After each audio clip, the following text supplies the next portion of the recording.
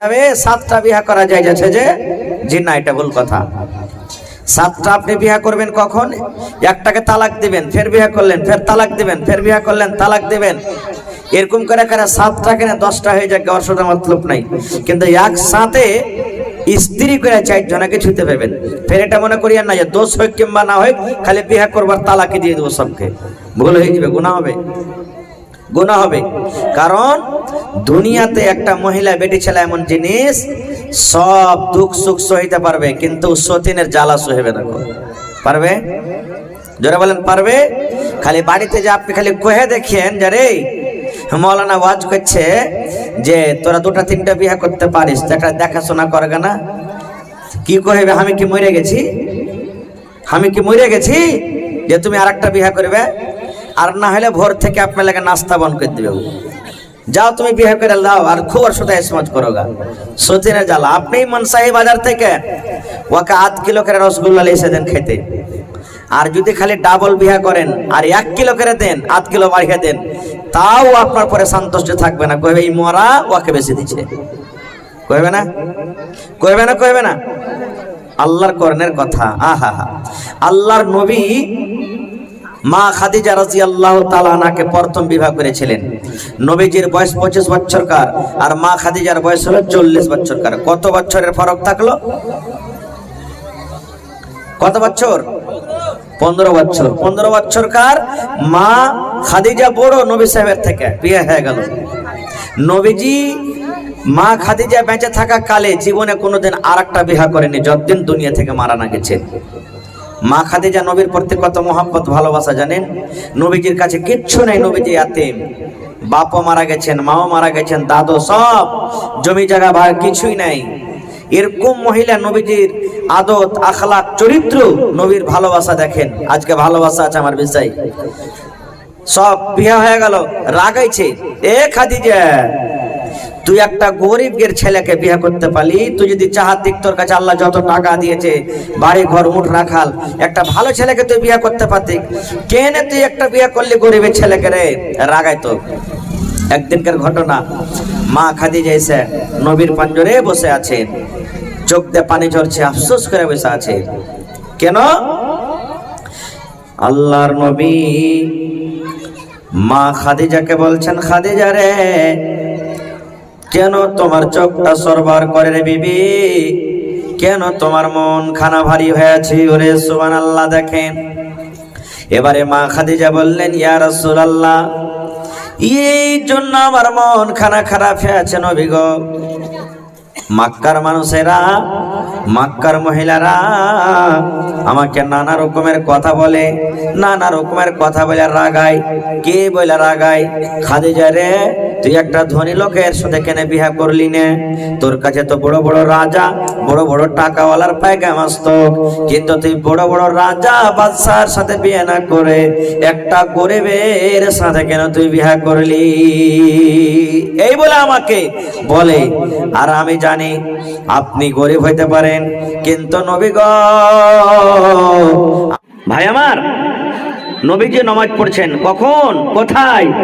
কাবা শরীফ। এখানে হাজী সাহেব আছেন কেউ? এটা মাশাআল্লাহ, দেখেন হাজী সাহেব দেখেছেন কাবা শরীফ, যে কাবা শরীফ ইব্রাহিম নবী আর ইসমাইল নবী বানালছেন। ইসমাইল নবী হলো লেবার আর ইব্রাহিম নবী হলো কি মিস্ত্রি, রাজমিস্ত্রি। আচ্ছা আপনারা বলেন তো, এক বুক যখন মাকান হয়ে যায় তখন আমরা কি বান্ধি? ভাড়া বান্ধি, হাতে না পাইতার লেগে ভাড়া, নাকি? সুবহানাল্লাহ। ইব্রাহিম নবী ভাড়া বেঁধেছিলেন। কেমন ভাড়া? যখন এক বুক হয়ে গেল আর কিন্তু হাতে পাওয়া যায় না। ওরে সুবহানাল্লাহ। ইব্রাহিম নবী বেটা ইসমাইলকে বলছেন, বেটা রে তুমি পাহাড় চলে যাও, আর পাহাড় থেকে একটা বড় ধরনের পাথর লেসো রে বাবা, ওই পাথরটা আমার জন্য ভাড়া হবে। ওই পাথরটা সুন্দর করে ইব্রাহিম নবীর জন্য নিয়ে আসা হলো। ইব্রাহিম নবী ওই পাথরের পরে চড়ে চড়ে চড়ে চড়ে কাবাকে নির্মাণ করলেন। ওরে সুবহানাল্লাহ। আল্লাহ রাব্বুল আলামিনকে এই পাথরটা এত ভালো লাগলো, এই জায়গাটা এত ভালো লাগলো, আল্লাহ নিজের কোরআনে বললেন, তার নাম রেখে দিলেন মাকামে ইব্রাহিম।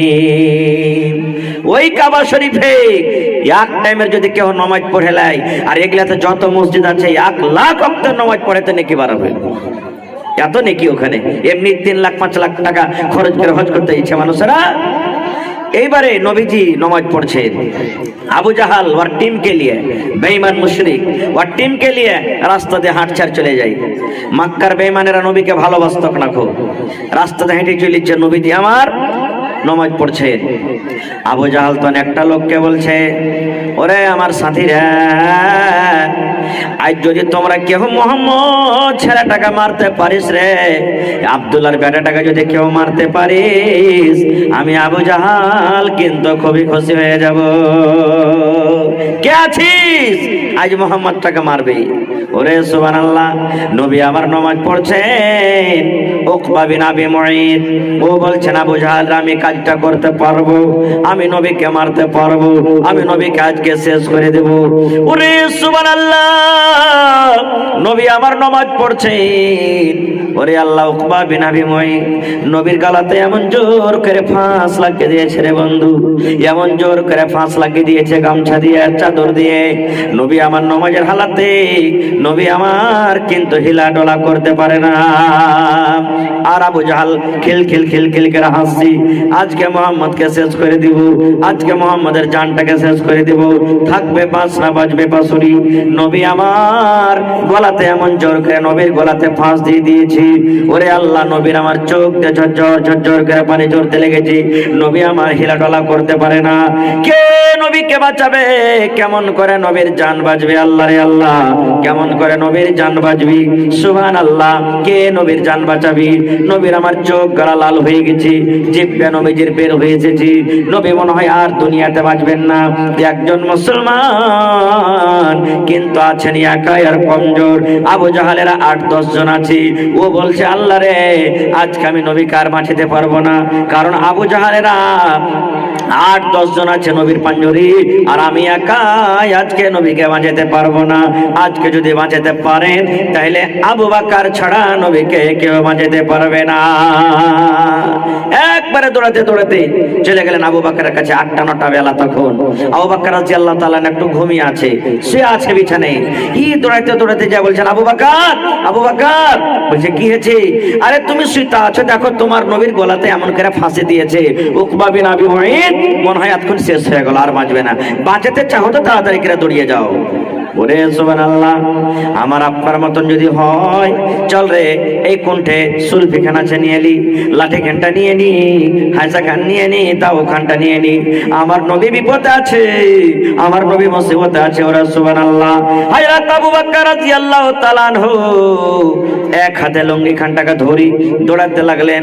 এই দৌড়াইতে আছেন, লুঙ্গি খানটার ঘিরা করছি, দৌড়াতে দৌড়াতে দেখছি, আল্লাহ রে আল্লাহ, আমার নবীর হাত পা গলা কিন্তু ঢিল হয়ে গেছে। আহা, নবী আমার মনে হয় বেহুশ হয়ে যাবে, এমন জোর করে নবীর গলাতে ফাঁস লাগিয়ে দিয়েছি। নবী আমার হিলা ডলা করতে পারে না, চোখ দিয়ে ঝরঝর ঝরঝর করে পানি ঝরছে। দয়ার নবী নিঢাল হয়ে গেছেন। আবু বকর রাদিয়াল্লাহু তাআলা দূর থেকে বলছেন, আতাকতুলুনা রাজুলান আইয়াকুলা রাব্বি আল্লাহ। এরে মক্কার লোকেরা, তোমরা আমার নবীকে কেন মারো রে? এই মানুষটাকে তোমরা এত কেন কষ্ট দাও রে? এই জন্য তোমরা কষ্ট দাও যে এই একটাই কথা বলে যে আমাদের রব হলেন আল্লাহ।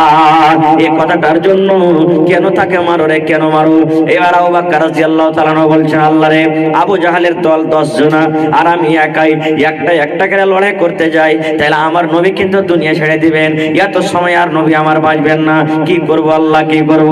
হিরো হন রে মুসলমান, এরে মিরকা গ্রামের ভাইয়েরা, মায়েরা, খালারা, হিরো হন, ইসলামের হিরো হন।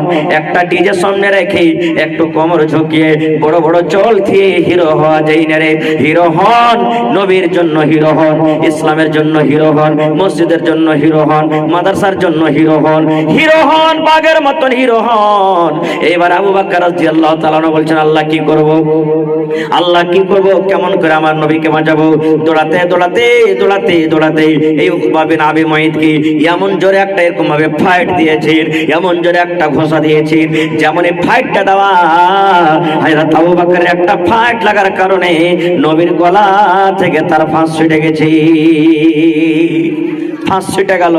এবার আপনারা বলেন যে নবী তো এখানে হয়তো আর বেঁচে যাবে, বাঁচবেন না, নবীজিকে তো ছেড়ে দিবেন, কিন্তু আবু বকরকে ছাড়বে ভাই? বলেন তো ছাড়বে? ছাড়বে না। খুব সুবহানাল্লাহ। যত মায়ের যত কিল, যত মায়ের যত লাঠি সব আবু বকরের পরে পড়তে লাগলো। হযরত আবু বকর একটা মুসলমানকে ইশারা করে বলছেন নবীকে নিয়ে লাও। আমার জান চলে যাক রে, আমি আবু বকর মরে যাব নবীর প্রেমে, নবীর মোহাব্বতে, কিন্তু আমার নবীকে আমি কিছু হয়ে দেব না।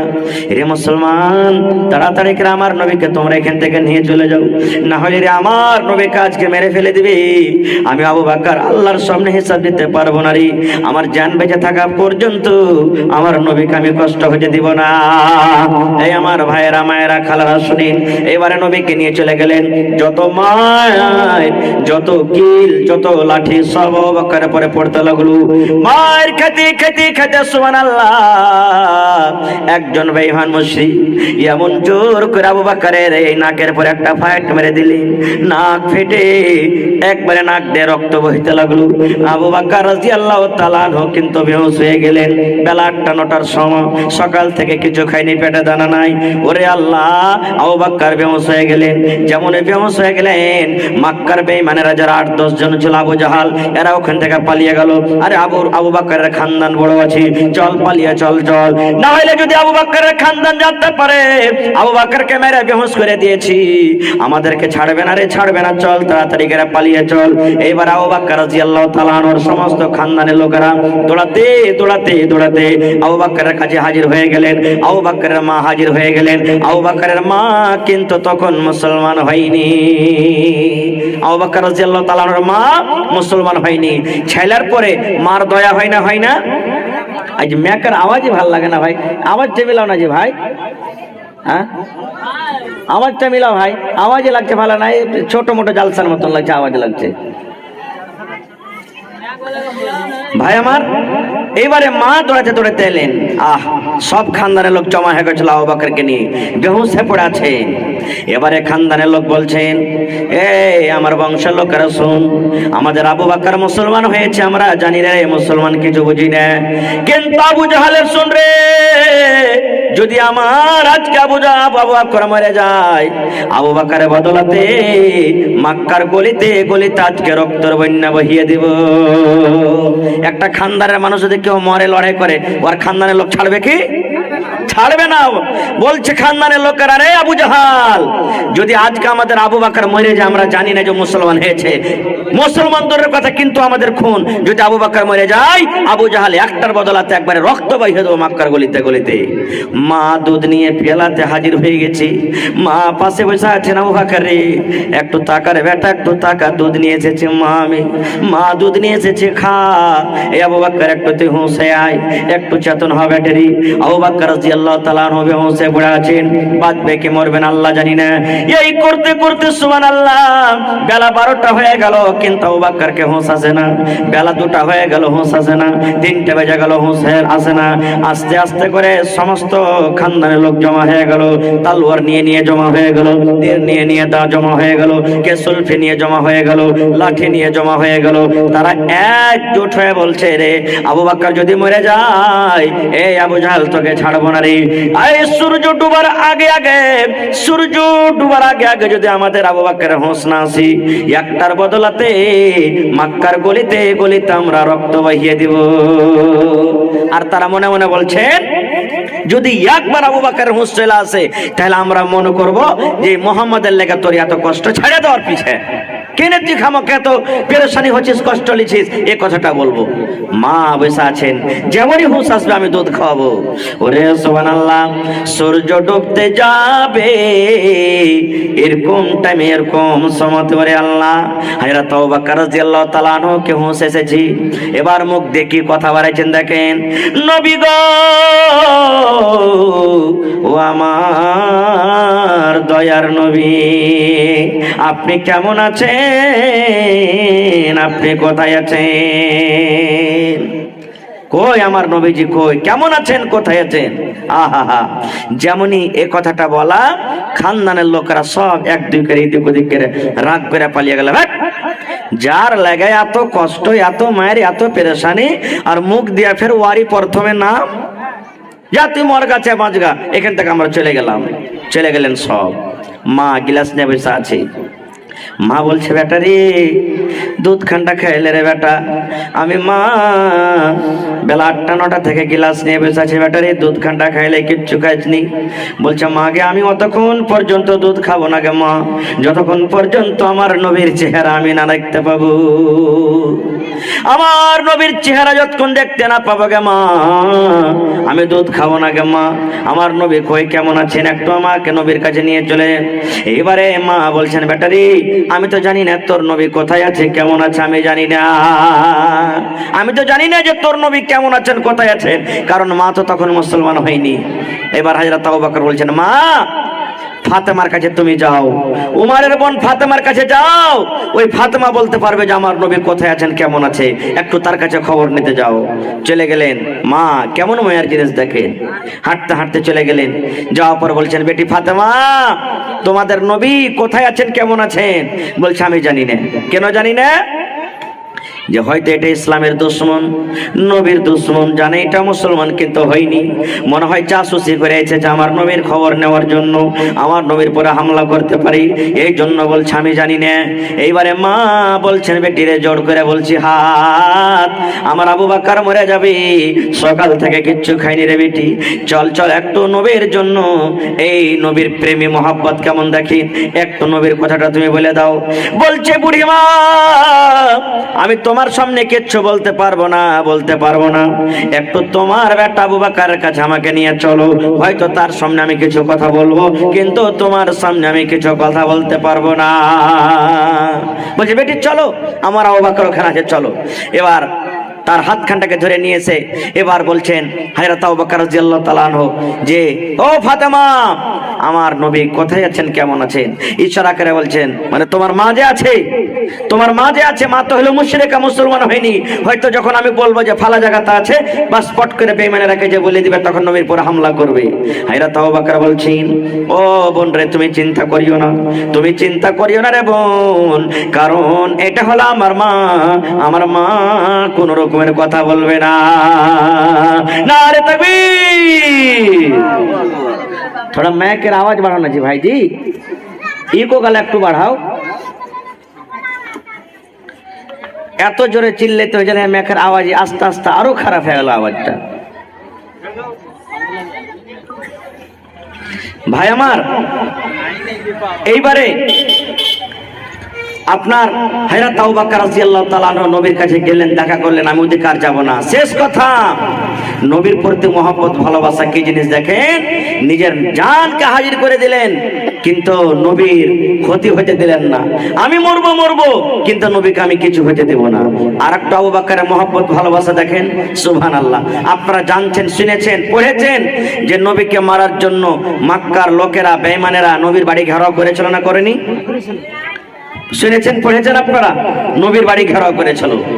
নবীজি আল্লাহ তাবারক ওয়া তাআলার তরফ থেকে আদেশ হলো, হে মুহাম্মদ আপনাকে মারার জন্য মক্কার লোকেরা আপনার বাড়ি ঘেরাও করেছে, আপনি বাড়ি থেকে বের হয়ে যান। আমি ঘটনার দিকে বলবো না। দুজন চলে গেলেন, হযরত আবু বকর রাদিয়াল্লাহু তাআলা আনহু আর নবী মুহাম্মদ সাল্লাল্লাহু আলাইহি ওয়াসাল্লাম রাতের বেলাতে, চলো এখান থেকে পালিয়ে চলো, আল্লাহর আদেশ এসেছে, আমরা হিজরত করে চলে যাব, বাড়ি ঘর ছেড়ে চলে গেলেন। যেতে যেতে যেতে যেতে সকাল হয়ে গেল রে মুসলমান, সকাল হয়ে গেল, ভোর হয়ে গেল। আল্লাহর নবী বলছেন, আবু বকর ভোর হয়েছে, সকাল হয়েছে রে আবু বকর, এখন মক্কার লোকেরা জানতে পারলে আমাদেরকে ঘেরবে, আমাদের রাস্তা ঘেরবে, এই জন্য বাবারে চলো একটা আমরা কোনো ভালো জায়গাতে আমরা চলে যাই। ঠিক আছে, আল্লাহ গাড়ি করিয়ে নামাজ বলছে যে আমরা কোন জায়গাতে যাই, কোথায়? হাজী সাহেব দেখে এসেছেন গারে সওর, জায়গাটার নাম কি? গারে সওর। ওখানে ঢুকবেন, ওখানে রাতের বেলাতে পালিয়ে গেলেন, দেশ থেকে চলে গেলেন, হিজরত করলেন, এবার রাত হয়ে গেল খতম, সকাল বেলাতে ওখানে লুকাবেন। কে প্রথমে যাবে? আমার নবী আগে বাড়ছে। পট করে হযরত আবু বকর রাদিয়াল্লাহু তাআলা বলছেন, ইয়া রাসূলুল্লাহ, আল্লাহর নবী গো আমি আপনার শ্বশুর, আপনার বন্ধু গো নবীজি। প্রথমে আমি খালে আমি ঢুকবো, আমি আগে খালে সন্ধাবো, কারণ জানি না খালের ভেতরে কি আছে না আছে। যদি সাপে কামড়ায় আমাকে কামড়াবি, আমি মরি তো আগে আমি মরবো। আপনি আমার পিছনে পিছনে চলে, কারণ আমি আগে যাব আর আপনি পিছনে পিছনে আসেন। এইবার হযরত আবু বকর রাদিয়াল্লাহু তাআলা আনহু গেলেন, দেখছেন ওরে সুবহানাল্লাহ, খালের ভিতরে মেলায় কিছু জঙ্গল হয়ে আছে, ছোট ছোট ছোট ছোট খালগালা আছে। এইবার হযরত আবু বকর রাদিয়াল্লাহু তাআলা আনহু ইট দিয়ে পাথর দিয়ে নিজের কম্বলটাকে ছিঁড়ে ছিঁড়ে ছিঁড়ে সমস্ত খালগালাকে বন্ধ করলেন। কিন্তু বন্ধরে একটা খাল বন্ধ করার জন্য কাপড় পাওয়া যায় না, একটা খাল কিন্তু আর জোটে না যে কিছু দিবে ওখানে। হযরত আবু বকর কি করলেন, নিজের পা দিয়ে দিলেন খালটার উপরে, এরকম করে পা দিয়ে দিলেন। এবার নবীকে বলছে, নবীজি এখন চলে এসেন আপনি। এবার হযরত আবু বকর বলছেন, ইয়া রাসূলুল্লাহ, গোটা রাত আপনি হাঁটতে হাঁটতে খাসতে গেছেন, আপনি নিন পারতে পাননি। আল্লাহ নবী গো, এখানে বিছানা নাই, বালিশ নাই, কেমন করে আপনাকে শুতে দিব? বলছেন, নবী গো, আমি আবু বকর আমার এই পাটাকে রানটাকে আমি বালিশ করে দিলাম, বিছানা করে দিলাম। আপনি দয়ার নবী আমার এই পাটাকে বালিশ করে এই বালিশ বানিয়ে আপনি আমার রানের উপরে মাথাটা দিয়ে শুতে যান। এইবারে নবীজি আমার শুতে গেলেন। রাতের জায়গা মানুষ শুতে না শুতলে চোখ বন্ধ হয়ে গেল, কিন্তু সাপ কিংবা একটা বিষাক্ত জানোয়ার ছিল খালের ভিতরে বন্ধু। ওই খাল দিয়ে উঠতে গেল, পরে ওটা খাল বন্ধ, ওই খাল দিয়ে উঠতে যাও ওইটা খাল বন্ধ, ওই খাল উঠতে যাও ওটা খাল বন্ধ, ওই খাল দিয়ে উঠতে যাও ওইটা খাল বন্ধ। কোনো খাল দিয়ে উঠতে পারে না। কে বন্ধ করলে? বিষাক্ত জানোয়ার, হয়তো সাপ কিংবা কোনো বিষাক্ত বিচ্ছু। এইবারে দেখতে দেখতে যে খালটা হযরত আবু বকর পা দিয়েছেন, দেখছেন এটা নরম নরম মনে হইলো, এমন জোর করে তাকে একটা ফেনা মারলো, সাথে সাথে হযরত আবু বকর রাদিয়াল্লাহু তাআলা আনহুকে বিষ লেগে গেল। আহা, সাপের কামড়ে মানুষ মরে না? মরে না? বিষ লেগে গেল। কেমন মহব্বত ভালোবাসা দেখেন নবীর। হযরত আবু বকর বিষে কাতর হয়ে গেলেন, আর মনে হয় জ্বালা হয়, সহ্য হয় না, এখন মরে যাব। এত কষ্ট হওয়ার পর বন্ধুরে আমার নবীকে কিন্তু জাগাই না। নবীজি আমাকে সাপে কামড়ে নিয়েছে বা বিষাক্ত কোনো জানোয়ারে কামড়াচ্ছে, নবীকে জাগাই না। এই করতে করতে চড়তে চড়তে চড়তে চড়তে গোটা শরীরে যখন বিষ আসতে লেগেছি, গোটা শরীর যখন কাতর হয়ে গেল, কাঁদতে কাঁদতে সুবহানাল্লাহ হযরত আবু বকরের চোখ দিয়ে পানি ঝরতে ঝরতে আমার নবীর চেহারায় মোবারকে যখন পানিতে ভরে গেছি, আল্লাহ রাসূল পট করে চেতন হয়ে গেলেন। চেতন হয়ে যাওয়ার পর আবু বকরকে বলছেন, আবু বকর রে, বাড়ি ঘর ছেড়ে এসেছো বলে মায়া লাগছে নাকি? বিবি বলে মনে পড়েছে নাকি? মাকে বলে মনে পড়েছে নাকি? তোমার স্ত্রীকে বলে মনে পড়েছে নাকি? বেটা বেটিকে বলে মনে পড়েছে নাকি? এই জন্য তুমি বাড়ির মায়া মহব্বতে কাঁদছো। এবার হযরত আবু বকর বলছেন, ইয়া রাসূলুল্লাহ, আল্লাহ নবী গো, আমি আপনার বন্ধু, আপনার দোস্ত, বাড়ি বলে মনে পড়েনি নবী গো। আমি আপনার জন্য হাজির আছি, আমার জান হাজির আছে, আপনি যেখানে যাবেন চলে যাব। তবে কেন কান্দো? বলছে, নবী গো, এই খালটাতে আমি পা দিয়েছিলাম, এই খালে একটা বিষাক্ত জানোয়ার আমার পায়ে এমন জোর করে কামড় দিয়েছে নবী গো, আমার শরীরে বিষ হয়েছে, আমি সহ্য করতে পারি না। এইবারে নবীজি বলছেন, কেন আমাকে তুমি জানোনি? বলছেন, ইয়া রাসূলুল্লাহ, গোটা রাত আপনি হেঁটে হেঁটে খাসতে গেছেন, আপনি খাস্তানা মানুষ, আরাম করতে লেগেছেন, আমি এটা সহ্য করতে পারলাম না কি আমার নবীকে আমি কষ্ট দিব, আমি আমার নবীকে উঠিয়ে দিব, আমার জান চলে যায়, কিন্তু আমি আবু বকর আপনাকে আমি কষ্ট দিতে পারবো না, এই জন্য আমি উঠাইনি। এইবারে নবীজি উঠলেন, উঠা পর এরকম ভাবে একটু মুখ থেকে থুতু নিলেন, আর থুতু নেওয়ার পর যে জায়গাতে কামড় দিয়েছিল ওই জায়গাতে মহল্লামের মতন করে একটু থুতু লাগিয়ে দিলেন। যেমনই লাগিয়ে দেওয়া সঙ্গে সঙ্গে বিষ দূর হয়ে গেল। নারে তাকবীর, সাথে সাথে দূর হয়ে গেল। এইবারে সুবহানাল্লাহ, দেখেন মহব্বত ভালোবাসা। আল্লাহর একজন সুবহানাল্লাহ নবীর সাহাবী হযরত ওমর রাদিয়াল্লাহু তাআলা আনহু বলছেন, আল্লাহ আমার গোটা জীবনের আমলটা যদি আবু বকর নিয়ে নিত, আর একটা রাত শুধু ওই যে গাড়ে সরে কেটেছিল, ওই রাতটার খালি আমাকে আল্লাহ নেকি দিয়ে দিত, তাহলে আমি ওমর উদ্ধার হয়ে যেতাম, আল্লাহ উদ্ধার হয়ে যেতাম। গোটা জীবনের নেকি আমি দিতে তৈরি আছি, শুধু আবু বকরের একটা রাতের নেকি নিতে। এই তো মহব্বত ভালোবাসা। আর আজকে আমরা মহব্বত ভালোবাসা কতটুকু করছি ভাই? এই যে দেখেন জালসা শুনতে এসেছে, আমরা হুড়াহুড়ি করছি, গুতাগুতি করছি, কত জায়গাতে আমরা ঠেলাঠেলি করছি। এই তো আমাদের মহব্বত, এই তো আমাদের ভালোবাসা ভাই মুসলমান। তাহলে আজকে আমাদের নবীর প্রতি মহব্বত ভালোবাসা আছে না নেই? ভালোবাসা আছে না নেই? আর একটা ভালোবাসার কথা বলি 2 মিনিটে। আল্লাহর নবী একটা লড়াইতে পাঠালেন, 3 জন সাহাবীকে সেনাপতি করলেন। কয়জন? আপনার এলাকা থেকে পাটনা, দিল্লি, কেরাল, দুবাই মানুষরা খাটতে যায় কি যায় না? 10 জন 15 জনের মধ্যে একটা মালিক থাকে না? থাকে না? ওকে কি বলেন আপনারা? সরদার। নবীজি সাহাবায়ে কেরামকে বললেন তোমরা লড়াই করতে যাও। তার মালিক সরদার করলেন, সেনাপতি করলেন 3 জনাকে। প্রত্যেক লড়াইতে 1 জন। আর আজকে কয়জনা? কয়জনা হলো? 3 জনা হয়ে গেল। আল্লাহ রাসূল প্রথমে বললেন আব্দুল্লাহ বিন রাওয়াহা এই সেনাপতি থাকবে। ও যখন শহীদ হবে তখন আমার কাকাতো ভাই জাফর বিন আবু তালিব হবে। ও যখন শহীদ হয়ে যাবে যায়েদ বিন হারেসা উনি ইসলামের ঝান্ডা ধরবে। এই ভাই মুসলমান, নবীর মহব্বত ভালোবাসা দেখেন। এবার নবীজি তারাকে বললেন যাও নিজের নিজের বাড়িতে, আর তোমরা নিজের স্ত্রী, বিবি, বাচ্চা, মা, বাপ ওদের সাথে দেখা করো, সালাম কালাম করে যাও। কারণ তোমরা লড়াইয়ের ময়দান থেকে ঘুরে আসতে পারবে কি? আর পারবে না। যাও। সব সাহাবীর কথা বলবো না, এই 3টা সাহাবীর মাত্র কথা বলবো। ভাই মুসলমান, এবারে নিজের নিজের বাড়িতে চলে গেলেন। আল্লাহর নবীর কাকাতো ভাই জাফর বিন আবু তালেব বিবিকে বলছেন, বিবি রে লড়াই করতে যেতে হবে রে বিবি, আজকে আমাদের নাম রেজিস্টারে তুলে নেওয়া হয়েছে। বিবি রে তুমি আমাকে মাফ করে দাও, আমি তোমাকে মাফ করে দিলাম। যদি স্বামী হিসাবে আমাদের কোনো হক যদি এক অপরকে আমরা দিতে না পারি, স্বামী হিসাবে যদি তোমার হকটা আমি আদায় করতে না পারি, তাহলে তুমি আমার পরে কোনো দুঃখ তকলিফ হইও না।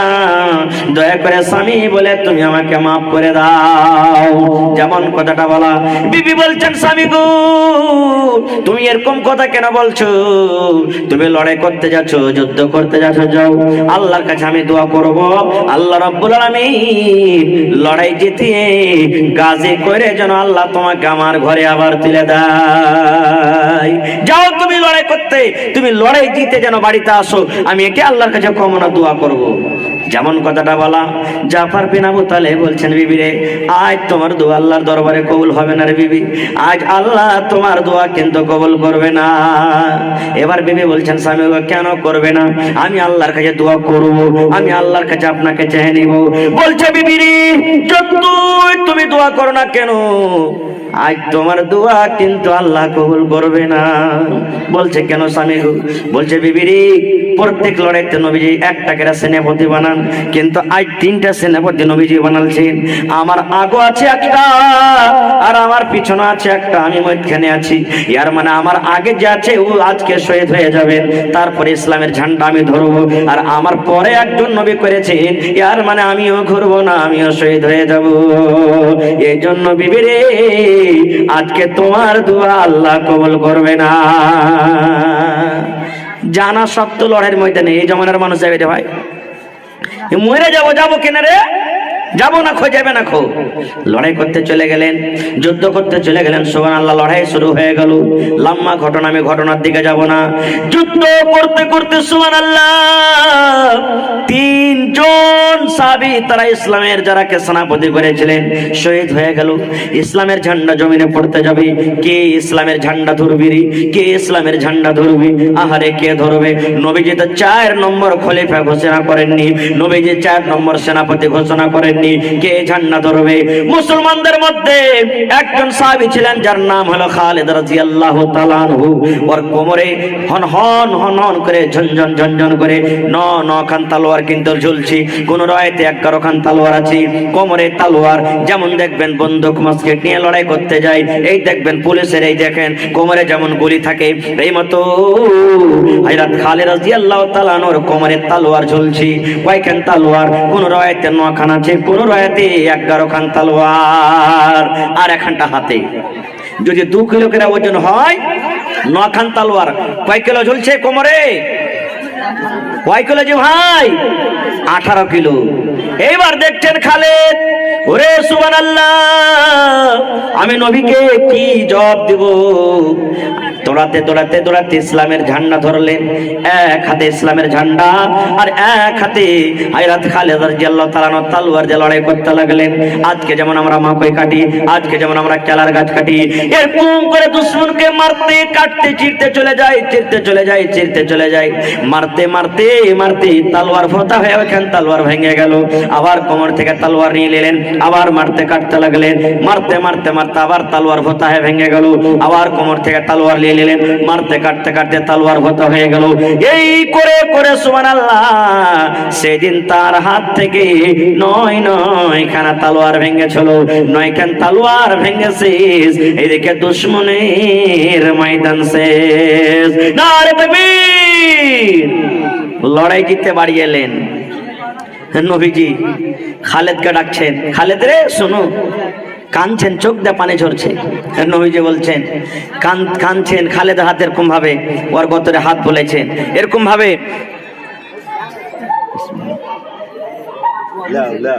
খালেদ রাদিয়াল্লাহু তাআলা আনহুর গতরে এরকম ভাবে হাত বলেছেন আর চোখ দিয়ে পানি ভরছেন। হযরত খালেদ বলছেন, ইয়া রাসূলুল্লাহ, আপনি কাঁদছেন কেন?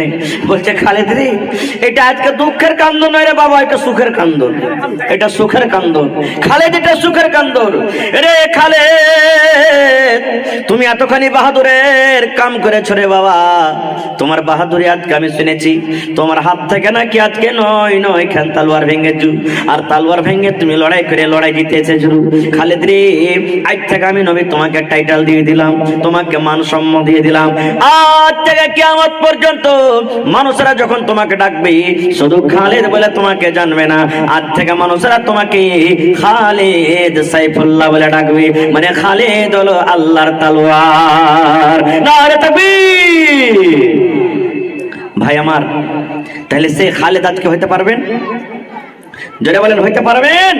মিরকাহার মানুষরা সারা জীবন আপনাদের গ্রামে নাম আছে, আজকে নাম বড়াইতে হবে না। পড়েন ইনশাআল্লাহ, জোরে পড়েন ইনশাআল্লাহ। ভাই আমার, মসজিদের 4খানটা দেওয়াল থাকে নাকি? কয়টা দেওয়াল? 4খান দেওয়াল। আজকে দেখি কোন এমন আল্লাহর বান্দা আছেন মাওলানা, এক তরফের দেওয়ালে যা টাকা লাগবে আমি 1 ইট দিয়ে দেবো। দেখি আসেন তো একটা লোক। সাহাবায়ে কেরাম নিজের জীবন দিয়ে নবীকে রাজি করে গেছেন। আজকে আপনাদেরকে জীবন দিতে বলিনি, শুধু আপনাদের কামানো টাকা, বাড়ির টাকা, যে একটা আল্লাহ আপনাকে নিয়ামত দিয়েছেন, সেই নিয়ামত থেকে আমি চাচ্ছি, দেখছি আজকে নবীর মহব্বত, ভালোবাসা আর একবার আপনারা দেখাতে পারছেন কি পারেন না। আজকে দেখি কোন আল্লাহর বান্দা আছেন, মৌলানা একদিকের আমি দেওয়াল নিয়ে নিলাম, মৌলানা আমি একদিকের দেওয়াল নিয়ে নিলাম। দেখি কোন আল্লাহর বান্দা আছেন যে মৌলানা সিমেন্টে যতটি টাকা লাগবে 4টা দেওয়ালে, চাই 100 বড়া লাগুক, 200 বড়া লাগুক, 50 বড়া লাগুক, আমি একাই দিয়ে দেবো। দেখি কেউ এমন আছেন? কোন মানুষ কইছিলেন মাওলানা কুরসি পর্যন্ত যতটি পিলার খাড় হবে, কুরসিতে পিলার যে খাড় হবে খাম্বা, সবটি পিলারের রড যা লাগবে আমি একলাই দিয়ে দেবো। একটা কেউ আছেন মাওলানা, এই যে বিম ঢালা হবে জমিনে কুরসি থেকে নিচে, ওই বিমে যতটি রড লাগবে আমি একলাই দিয়ে দেবো। কুরসি থেকে নামতে যতটি ইট লাগবে আমি একলাই দিয়ে দেবো। আজকে দেখিতে আসেন তো দেখি এরকম কোন আল্লাহওয়ালা বীর মুজাহিদ আছেন?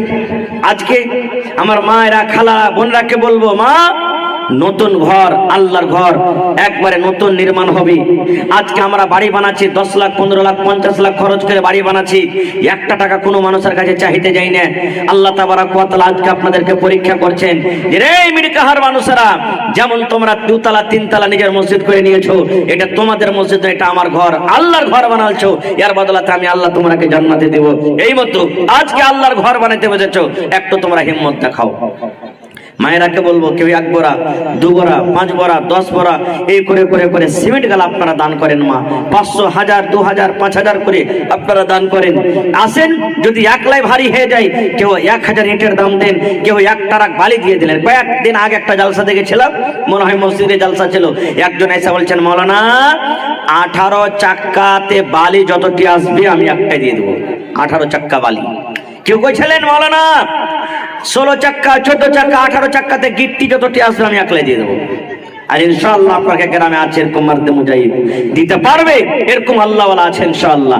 2-4-5টা খাড়ি হয়ে যান, ইনশাআল্লাহ আল্লাহ তাবারাক ওয়া তাআলার ঘর বইয়া রেডি হয়ে যাবে। তো আসেন তো দেখি, 10 থেকে 15 মিনিটের মধ্যে আমাকে দানটা দিয়ে দেন, তারপরে যদি আপনাদের ইচ্ছা হয় তখন আমি ইনশাআল্লাহ আবার কিছু শোনাবো, এই বিষয় নিয়ে আলোচনা করব। তো আসেন তো সর্বপ্রথম কেউ এক গাড়ি 1 টারাক বালু দিতে পারবেন, 1 টারাক গিট্টি দিতে পারবেন, দেখি কেউ 5,000 10,000 ইট দিতে পারবেন। যদি ভারী হয়ে যায় 100 সেফটি গিট্টি, 100 সেফটি বালু, 1 কুইন্টাল করে রড, এরকম করে করে কয়েকটা লোক দিতে পারবেন। একটু আসেন তো, 10 থেকে 15 জন 20 জন। আল্লাহুস সামাদ, এই গত রোজাতে আপনাদের গ্রামে জালসা, ওরে আল্লাহ এত দান দিয়েছিলেন আপনারা যে দানের দোয়া করতে করতে করতে আমি খাসতে গেছিলাম। আর আপনাদের এই উদাহরণ মিসালটা প্রায় জায়গাতে আমি বলি, প্রায় জায়গাতে বলি। একটু আসেন তো দেখি কোন আল্লাহর বান্দা আছেন মাওলানা, লেখেলেন আমার নামে, আমি 1 টারাক বালু দিয়ে দেবো, 1 টারাক গিট্টি দিয়ে দেবো, 5 কুইন্টাল রড দিয়ে দেবো, 50,000 দিয়ে দেবো, লাখ টাকা দিয়ে দেবো, 1 ডিসমিল জমিন আমি দিয়ে দেবো, বিক্রি করে যা টাকা হবে আপনি মসজিদে লাগিয়ে দিবেন। দেখি আসেন তো দেখি। মায়েরা খালারাকে বলবো, মা খালারকে পিন্ডালে যান, সর্বপ্রথম আমার হাতে একটা সোনার নাকের এসেছে, কে যে দিয়েছিল ওইটা? আল্লাহুস সামাদ। জি, তৌসিফের স্ত্রী। আহা, একটু জোরে বলেন নারে তাকবীর। এই দেখেন আল্লাহ তোমার বান্দিরকে তামাশা। আল্লাহ যেমন এর আগে মায়েরা খালারা বোনেরা দান করেছিলেন, আজকে প্রথমে আমার হাতে তৌসিফের স্ত্রী, এই দেখেন একটা নাক থেকে নাকের নাক মুড়ে দিয়ে দিয়েছেন। মাশাআল্লাহ, জাযাকাল্লাহ, হায়াকাল্লাহ, বারাকাল্লাহ। রব্বানা যালামনা আনফুসানা ওয়া ইল্লাম তাগফির লানা ওয়া তারহামনা লানাকুনান্না মিনাল খাসিরিন। রব্বানা আতিনা ফিদ দুনিয়া হাসানাহ ওয়া ফিল